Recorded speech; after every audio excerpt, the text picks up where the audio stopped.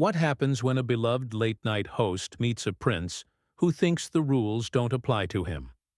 Tonight we're diving into one of the most explosive celebrity meltdowns ever caught on live television.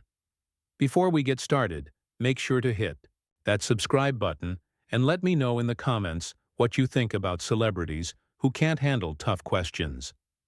The Late Show with Stephen Colbert was supposed to be just another routine celebrity interview.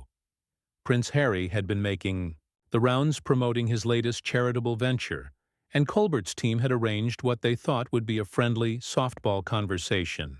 The prince arrived at the Ed Sullivan Theater that evening with his usual entourage, but something was different. Staff members would later describe an unusual tension in the air, with Harry appearing agitated even before the cameras started. Rolling. "Your Royal Highness, welcome to the show," Colbert began with his trademark grin as they settled into their chairs. The audience applauded politely, but Harry's response was already setting an uncomfortable tone. "Actually, Stephen, I prefer just Harry now. I thought your researchers would have briefed you properly on that," Harry replied with a sharp edge to his voice that immediately caught Colbert off guard. Colbert, ever the professional, laughed it off. "Of course, Harry. Sorry about that. So tell us about this new initiative you're working on. It sounds fascinating." But Harry wasn't interested in discussing his charity work. Instead, he leaned forward in his chair with an intensity that made the studio audience shift uncomfortably. "You know what's fascinating, Stephen? How American media continues to perpetuate the same toxic narratives that drove my family and me out of Britain. I thought you might be different, but clearly I was wrong." The veteran host blinked, clearly not expecting this level of hostility so early in the interview. "I'm sorry, I'm not sure I follow. We haven't even gotten into any serious topics yet." "Haven't we, though?" Harry's voice was rising now, his face flushing red. "The way you introduced me, the questions your producers sent over, it's all the same garbage. You people never learn, do you?" Colbert tried to regain control of the situation, his famous composure beginning to crack. "Harry, I think there might be some misunderstanding here. We're just trying to have a conversation about your charity, work and your life in California. Nothing controversial." "Nothing controversial?" Harry let out a bitter laugh that echoed through the studio. "Everything is controversial when you're dealing with a media that's determined to destroy you. Every question is a trap, every smile is fake, every handshake is a setup for the next hit piece." The audience was dead silent now, sensing they were witnessing something unprecedented. Colbert, who had handled politicians, celebrities, and controversial figures with ease for decades, found himself in uncharted territory. "Look, I understand you've had difficult experiences with the press," Colbert said carefully, "but we're not here to attack you. We're here to give you a platform, to talk about the causes you care about." Harry stood up abruptly, his chair scraping loudly against the floor. "A platform? Is that what you call this? This is a circus, Stephen. You invite people here to perform like trained animals for your audience's entertainment." "Harry, please, sit down," Colbert said, his voice taking on a firmer tone. "We can work through whatever concerns you have, but let's do it like civilized people." "Civilized?" Harry's voice cracked with incredulous laughter. "You want to talk about civilization? Let's talk about how your country treated my mother, how your media hounded her until the day she died, and how you're doing the exact same thing to my wife." Colbert's eyes narrowed slightly. "First of all, this is a talk show, not a tribunal. Second, I'm not responsible for what happened to your mother, and neither is anyone else in this building. And third, if you came here looking for a fight instead of a conversation, maybe you should have stayed home." The tension in the studio was palpable now. Camera operators were getting signals from the control room, but the show was live, and there was no stopping what was about to unfold. Harry's security detail, positioned just off camera, was shifting nervously, unsure whether to intervene. "Stay home?" Harry's voice was pure venom now. "You know what, Stephen? That's exactly the kind of dismissive, arrogant attitude I expected from someone like you. You sit here in your comfortable little bubble, making jokes about people's real pain, real trauma, and you think that makes you clever. Colbert was fully engaged now, his own temper beginning to flare. Someone like me? What exactly does that mean, Harry? Someone who works for a living? Someone who doesn't expect the world to bow down because of who their grandmother was? The studio gasped audibly at this exchange. Harry's face went from red to purple, his hands clenching into fists at his sides. How dare you speak about my family like that? You have no idea what we've sacrificed, what we've endured. What you've endured, Colbert shot back, standing up to match Harry's aggressive posture. You grew up in palaces, went to the finest schools, had every advantage money could buy, and now you're lecturing working people about sacrifice? Give me a break. You think money solves everything? Harry was shouting now, all pretense of royal dignity abandoned. You think having a title means you're not human? That you don't feel pain when the press destroys everything you love? I think having billions of dollars makes it a lot easier to deal with bad press, Colbert replied coldly. Most people don't have the luxury of flying to California and buying a mansion when things get tough. Harry took a step toward Colbert, and for a moment it looked like the confrontation might turn physical. Security was moving now, but Harry caught himself, instead pointing an accusatory finger at the host. This is exactly what I'm talking about. This dismissive, cruel attitude. You're no different from the tabloid writers who made my life hell. I'm nothing like those people, Colbert said firmly, because I'm giving you a chance to speak your mind on national television instead of writing gossip columns about you. But apparently that's not good enough either. You know what your problem is, Stephen? Harry's voice was dripping with contempt as he began pacing behind his chair like a caged animal. You think because you make people laugh, you're somehow above it all. But you're just another vulture feeding off other people's misery.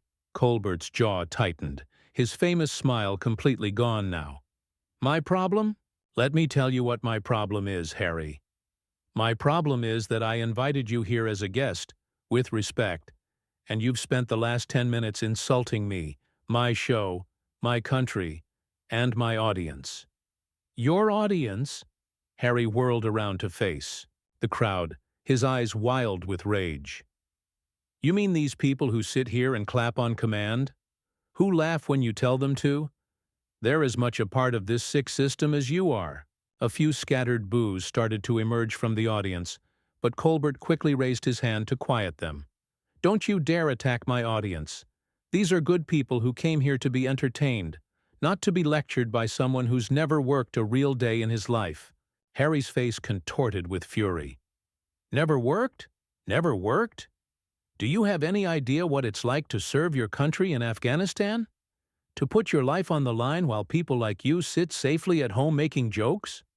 I respect your military service, Colbert replied evenly. But that doesn't give you the right to come on to my show and treat everyone like garbage. Plenty of veterans have sat in that chair without acting like spoiled children. Spoiled children? Harry was screaming now, his voice echoing off the studio walls. Is that what you think of me? Some spoiled brat who doesn't understand the real world? If the crown fits, Colbert shot back, earning a round of applause from the audience that only seemed to enrage Harry further. Harry grabbed his chair and slammed it down hard, the metal legs clanging against the floor. This is what I'm talking about. This is the cruelty, the casual destruction of people's lives for entertainment. You're all sick. The show's band leader, John Baptiste, had stopped playing entirely, watching the scene unfold with obvious concern. Camera operators were getting frantic signals from the control room, but the train wreck was impossible to look away from. Harry, you need to calm down right now, Colbert said, his voice taking on a warning tone. This is live television, and you're embarrassing yourself. Embarrassing myself? Harry laughed maniacally. You think I care about embarrassment? You think I care what any of these people think? I've been embarrassed by experts, Stephen. Your Little comedy show is amateur hour compared to what I've been through. Then why are you here? Colbert demanded. If we're all so terrible, if this is all so beneath you, why did you agree to come on the show in the first place? Harry paused, for a moment, seemingly caught off guard by the directness of the question. Then his face darkened again. Because I thought maybe, just maybe, there was one person in American media who might actually listen, who might actually care about the truth instead of just getting their ratings. The truth? Colbert's voice was rising now too. You want to talk about truth? The truth is you came here with a chip on your shoulder the size of Buckingham Palace. The truth is you've been looking for a fight since the moment you walked through that door. Maybe because I'm tired of being polite to people who don't deserve it, Harry snarled. Maybe because I'm tired of playing the game, of pretending that people like you actually give a damn about anything other than your own careers. People like me built our careers by working hard and treating people with respect, Colbert fired back. Not by being born into privilege and then complaining when life doesn't go exactly the way we want it to. Harry's security team was now standing at the edge of the stage, clearly debating whether to intervene. The studio audience was completely silent, watching what felt like a slow-motion car crash. You want to know about privilege, Stephen? Harry's voice dropped to a menacing whisper that was somehow more terrifying than his shouting. Let me tell you about the privilege of having your every move watched, your every word analyzed, your every mistake broadcast to the world. Let me tell you about the privilege of having people like you judge everything you do while you hide behind your jokes and your fake persona. Fake persona? Colbert stood up again, his composure finally cracking completely. You want to talk about fake personas? You're the one who spent 30 years playing the perfect prince, and now you're having a temper tantrum because the world expects you to act like an adult. Perfect prince? Harry was laughing hysterically now, a sound that made everyone in the studio deeply uncomfortable. Is that what you think I was? Perfect? You have no idea what goes on behind closed doors, what that family is really like, what they made me do. Then tell us, Colbert challenged. Stop ranting and raving and actually tell us something concrete. Give us facts instead of accusations. Harry's eyes narrowed dangerously. You really want to know? You want me to destroy everything, burn it, all down right here on your little show? I want you to either have a real conversation or get off my stage, Colbert replied coldly. Your stage? Harry took a step closer to Colbert, his voice dropping to that menacing whisper again. This isn't your stage, Stephen. This is my stage now. I'm the one everyone's watching. I'm the one with the real story to tell. No, Colbert said firmly. This is my show, in my studio, with my name on it. And I'm telling you right now that if you can't conduct yourself like a civilized human being, then you need to leave. Harry's face went completely blank for a moment, as if he couldn't quite process what he'd just heard. Then, slowly, a cruel smile spread across his features. You're throwing me out? You're actually throwing out a member of the British royal family? I'm asking a guest who's been disrespectful and disruptive to either change his behavior or leave, Colbert replied. Your title doesn't matter to me. Your behavior does. My title doesn't matter to you? Harry's voice was barely controlled. Rage now, his whole body trembling with fury. Do you have any idea who you're talking to? Do you understand the consequences of what you're doing right now? Colbert crossed his arms, his stance becoming more defiant by the second. Are you threatening me on my own show? Because if you are, we can end this conversation right now. Threatening you? Harry let out a bark of laughter that sent chills through the studio. I don't need to threaten you, Stephen. I can destroy your career with a single phone call. I have connections you can't even imagine. The audience gasped audibly at this blatant attempt at intimidation. Several people started to boo, but Harry whirled around to face them with wild eyes. Go ahead and boo me, he screamed at the crowd. Boo the person who's actually telling you the truth about your precious entertainment industry. Boo the person who's showing you what your heroes are really like. That's enough, Colbert said, stepping between Harry and the audience. Security, please escort this man out of my studio. Security? Harry's laugh was becoming more unhinged by the second. You think your rent-a-cops can touch me? You think anyone in this building has the authority to put their hands on a member of the royal family? Two large security guards were now approaching the stage, but they seemed hesitant, clearly uncertain about the protocol for removing someone of Harry's status. Harry noticed their hesitation, and his cruel smile returned. That's right, he taunted. They know better. They know what happens to people who cross the wrong person. Don't you, boys? Colbert looked at his security team with frustration. I don't care if he's the King of England. If he won't leave voluntarily, then remove him. This is my show. Your show. Harry was practically foaming at the mouth now. Your show is nothing. You're nothing. A two-bit comedian who got lucky and now thinks he matters. I could buy this entire network and fire you tomorrow just for fun. Then why don't you? Colbert shot back. If you're so powerful, if you're so important, why are you here having a meltdown on late-night television instead of running the world? Harry's face went through a series of expressions, confusion, rage, and something that looked almost like desperation. Because they took everything from me, my family, my country, my purpose. They stripped it all away and left me with nothing but money, and a title that means nothing to people like you. So this is what it's really about, Colbert said, his voice softening slightly despite his anger. You're angry at your family, at your country, at the whole world, and you're taking it out on everyone else. Don't you dare psychoanalyze me, Harry snarled, but there was something broken in his voice now. You don't know anything about my life, about what I've lost. I know enough to see that you're hurting, Colbert replied. But that doesn't give you the right to hurt other people. That doesn't make it okay to come here and attack my audience, my staff, my show. Harry stared at him for a long moment, and for just an instant it seemed like he might actually calm down. Then his face hardened again, and he turned to the security guards who were still standing uncertainly nearby.